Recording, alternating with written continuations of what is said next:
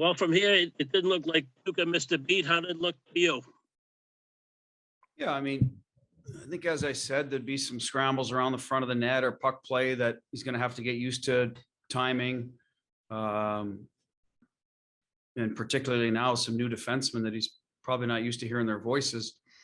But in terms of just tracking the puck and playing the game and stopping the puck, I said, look like old Tuukka. Talking to him after, no issues with the surgery.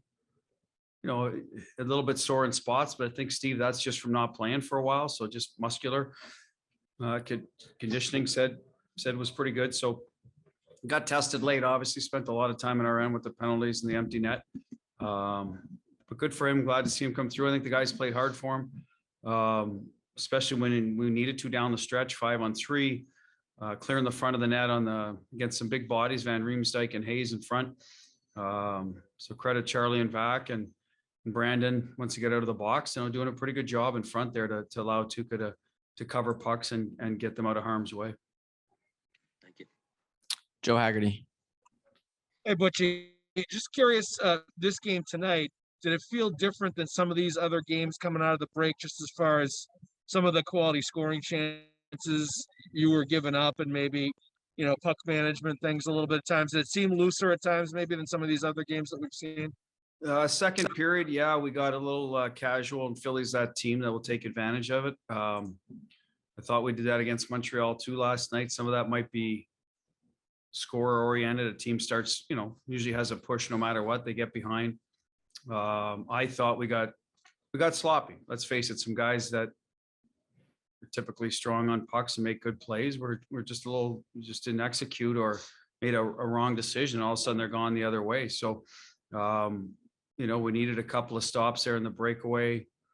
They get a bounce in the 2-on-1 and they convert. But, I thought after that, Hags, we reeled it in. There wasn't a lot of, obviously you look at the analytics the next day and you watch the game. And I didn't think that there was a lot from the slot, like defensive zone breakdowns. It was just mismanaging pucks, which at times can look like you're beating yourself, is how we looked at the start of the year a little bit.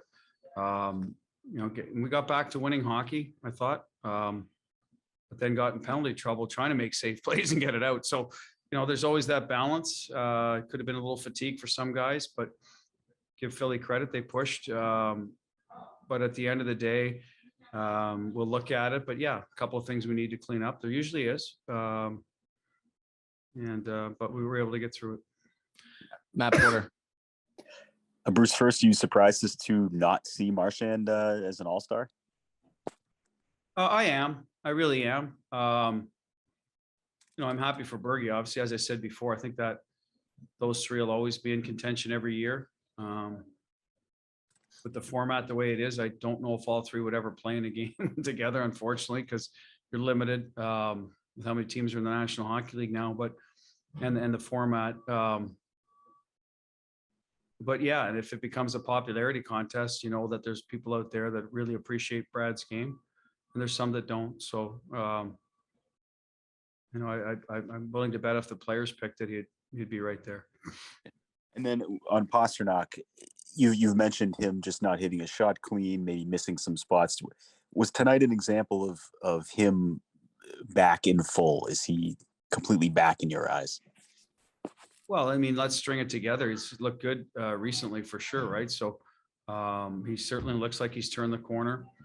Sometimes that's what happens with goal scorers. One goes in and they just a little bit of a weight off their shoulder. They're going to press. Every player that plays a position when things aren't going their way or what their biggest ask of them is, will press in certain areas. And, he may have been going through that, but certainly tonight it looked like he could have had 5 or 6 goals, to be honest with you. So enjoy those nights when they happen. He did. He was out there at the end trying to help preserve a lead. So we trust him to play away from the puck as well. But tonight was his night. The puck was finding him, and good to see. We needed all three of them. And hopefully he is back feeling great about his game, because it sure looks like his game's in order. But like I said, we want to make sure it's a longer sample size. But like I said, this last 3 or 4, whatever it is, 5 games, he's on it. Kevin Dupont. Two, if I could, Bruce, you've often talked about the value of timely saves. I suppose the definition of that is you go up 3-2 and then Tuukka makes the big save on Atkinson there. Yeah, I mean, that's it, right? Like he didn't have a ton of work in terms of volume. He's used to that a little bit around here, Kevin, that you have to stay sharp and all of a sudden a good one comes at you. So, you know, that's kind of how we play. We're pretty good at limiting volume and D-zone stuff for the most part, try to keep it outside, but there's going to be penalty kills. There's going to be mismanaged pucks in second periods, particularly when you're in a line change. That's what happened in the 4-on-4. We're kind of caught. We turn it over in a line change and all of a sudden away they go. So, yeah, I mean, that's what goalies do. That's how they win, right? That's winning hockey for them is, you know, make sure that it's a momentum shifter for our team. And Tuukka certainly did that tonight. And I was really impressed with Vakanainen. You were really in the soup there on the 5-on-3 late. He was out for most of that 5-on-3, 5-on-4. What sort of growth have you seen from him? Well, you know, he's a harder defender. Some of that's maturity. Some of that's getting to know the league, that you have to come ready to play every night, that there's not one player out there is going to let you off the hook. So you better be dug in and play with urgency. I think where we saw it earlier is his puck play was cleaner. Tonight it wasn't as clean. Now some of that's a lot of minutes, right? Back to back, Kevin. So we're going to give him a pass on some of that and work with him on when he should use his feet, because Vac can skate a lot of pucks out of trouble. He's got good feet. He can separate, has the ability to do that.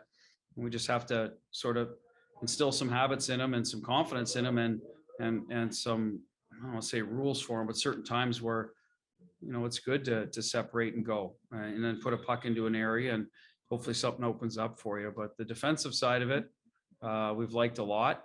The offensive side of it, we've liked room for growth, and he's still putting up some points for us. But I guess more the first pass execution out of your end. You know, that's to me that one of the biggest qualities of a National Hockey League defenseman, especially a guy like Vac that has it in him. You know, work to make that good first pass and value that first pass, because I think he'll always be a good defender because of his stick and hockey IQ and his feet. Last one, Jimmy Murphy. Hey, Coach, you know, going back to what you were talking about with Hags there, and, you know, there's always going to be things to improve, right?